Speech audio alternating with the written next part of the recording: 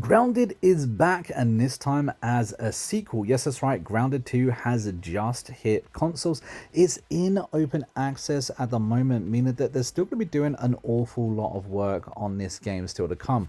So, you know, if you're going to be picking it up, if you're going to be playing it, be warned, there will be some bugs, there will be some flaws, and what you've got to play today isn't necessarily what's going to be there to play on full release. This is just, you know, early access after all, but we're going to be talking about it and giving first impressions. I finally got a chance to sit down, play the game, and see what it's all about. I'm very pleased to be able to do this. This channel pretty much started because of Grounded 1. You know, that was when we very first started getting our very first views, our very first subscribers.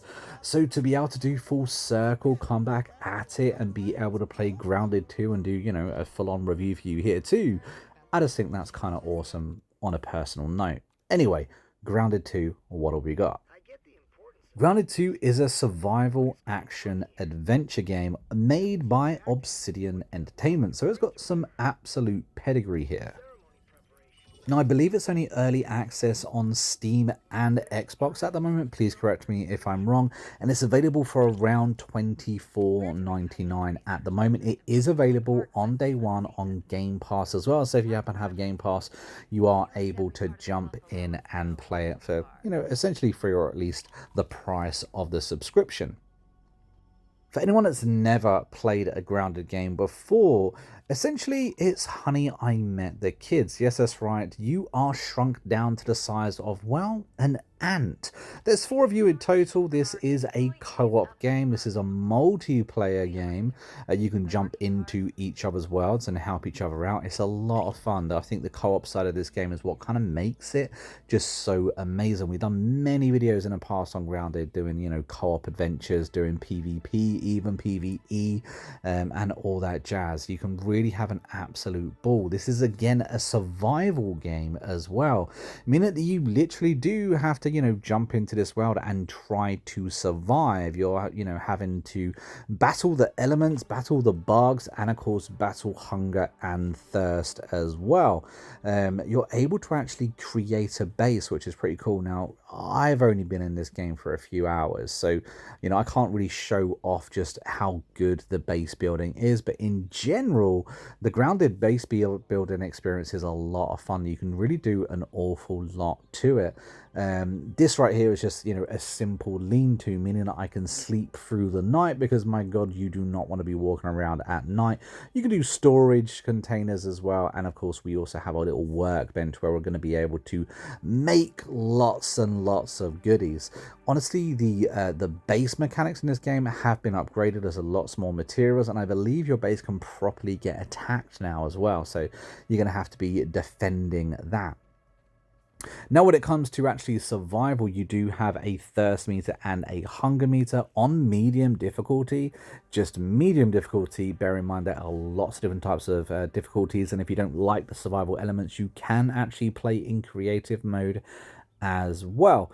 In medium difficulty, my god, does the water go down bloody quick. I think there's an option to customize. You may want to change that, or just play on easy survival mode, because right at the beginning of my game, I found it incredibly difficult to find enough water to stay alive. I'm one of those people that like to play with a, you know, supposed permadeath feature, so I absolutely hate dying in survival games.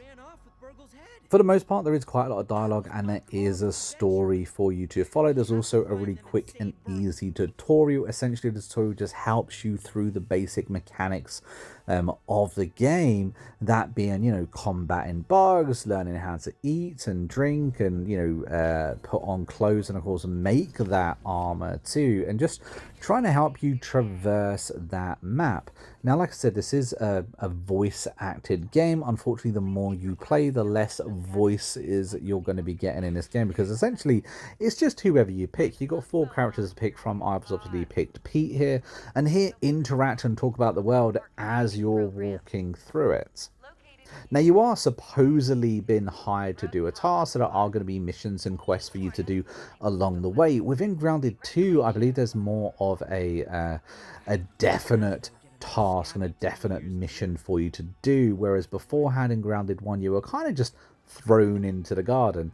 This time round you're not necessarily in a garden, you're in a much bigger world, a much bigger environment. There's a lot more going on.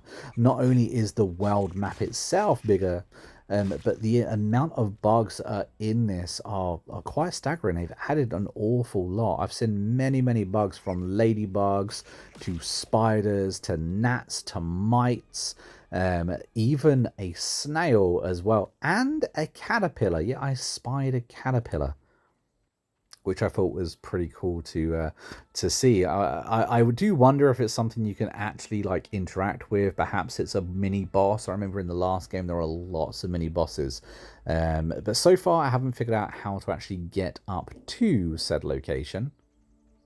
One thing I did note about this game, which I thought was so good, is they really done an amazing Bethesda moment.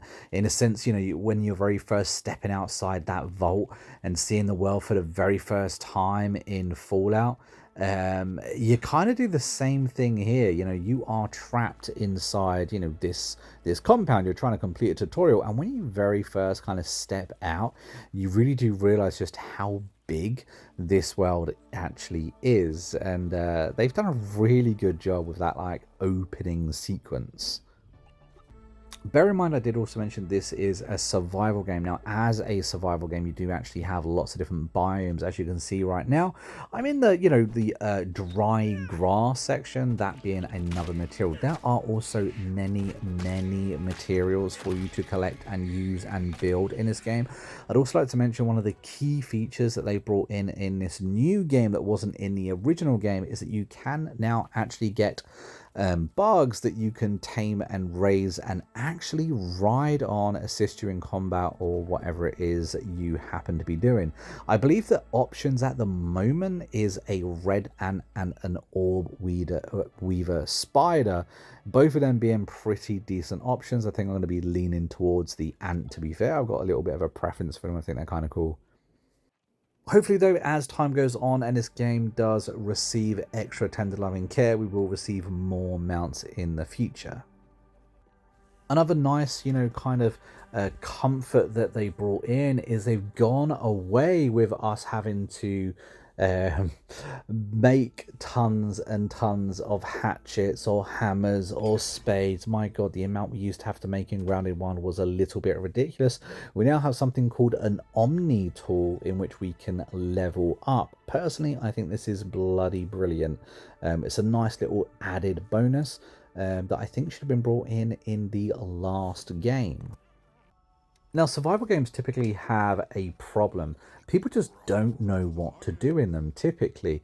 Now, I think Grounded 2 does a really good way of working around this, because the more different materials you find, you can take to a little machine that tells you every single thing that you can kind of make out of that object. You also unlock something called brain power, in which you can level up to do more and more good things. You'll also get something called raw science, in which you can then trade in to be able to unlock more things for you to be able to build and use in your world as well, essentially unlocking more and more things. Now, these things do take a lot of time as well. It takes a lot of time in order to get enough raw science to unlock all of the key features in this game, even if you did manage to find every item in the game and analyze it for all of the, you know, the different recipes the game has to offer. Now, I like that because it really does give you something to drive for. You know, you're trying your best to hunt down all of these little things. You're trying your best to hunt down all of that raw science that you can actually find in the world as well, and it gives you a little bit of direction, which I think is absolutely brilliant. Honestly, so far with my limited time inside Grounded 2, I've had a lot of fun. I'm going to be playing this game an awful lot, I think. I'm going to be playing it with my kid and perhaps a few of the original people within the Critically Accused list, that being Marty and Gavin as well.